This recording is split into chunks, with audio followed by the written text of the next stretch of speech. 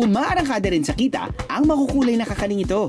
Bukod sa sapin-sapin, may kutsinta na color green, buchi at puto na kikay ang mga kulay. Palitaw na hindi puti at puto bao na hindi kulay ube, kundi iba-iba rin ang kulay.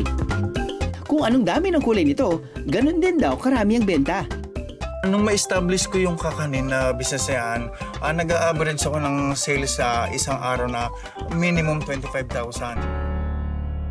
Pero bago nagkaroon ng makukulay na kakanin, isang madilim na trahedya ang pinagdaanan ni Andy. Kasama kasi sila sa mga naapektuhan ng pagsabog ng Bulkang Taal noong 2020. Gabi na noon na nagsisimula. So, isang linggo na sumasabog, andito pa rin kami. Kaya lang kami umalis that time, pinatay ng munisipyo yung kuryente at saka tubig. So, walang source. Pumutok yung bulkan.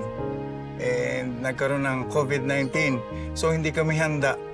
Wala kami savings ko konti. So para mapunuan yung pagkukulang, yung pagpo-provide ko sa pamilya, nag-isip ako ng business na po pwede, na mabilis. So nagkamap ako sa idea na pagkain. Ang naisip niyang produkto, mura lang ang kakailanganing puhunan. Nag-start ako sa 500 pesos. Dito naman mura yung malagkit, magigilim. Yung mga gamit naman dito, kagaya ng mga dahon na saging, hindi na namin binibili. Dito kasi sa bakuran ni na Andy, present ang nagtataas ang puno ng saging. Tuwing umaga, kumukuha siya ng dahon nito para ipambalot sa kanyang paninda. Sir, kasi pag in-stock namin yung dahon, naninilaw. So, pag inilagay namin sa bilaw, ang pangitingnan. Lalo pag may mga okasyon nyo, halimbawa sa mga events, kailangan nila yung magandang presentation. May bilin din si Andy sa pagpili ng dahon beros. Ito. Yung hindi masyadong magulang. Okay. Lalas-lasin po na. Sige po. Subukan ko po. Sige. Ayan. Ayan.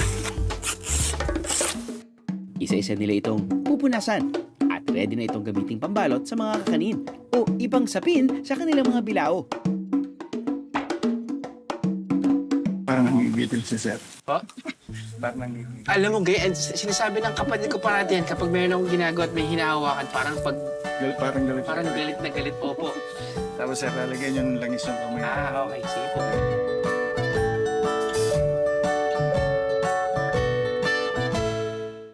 Nabiting kayo sa biyahe?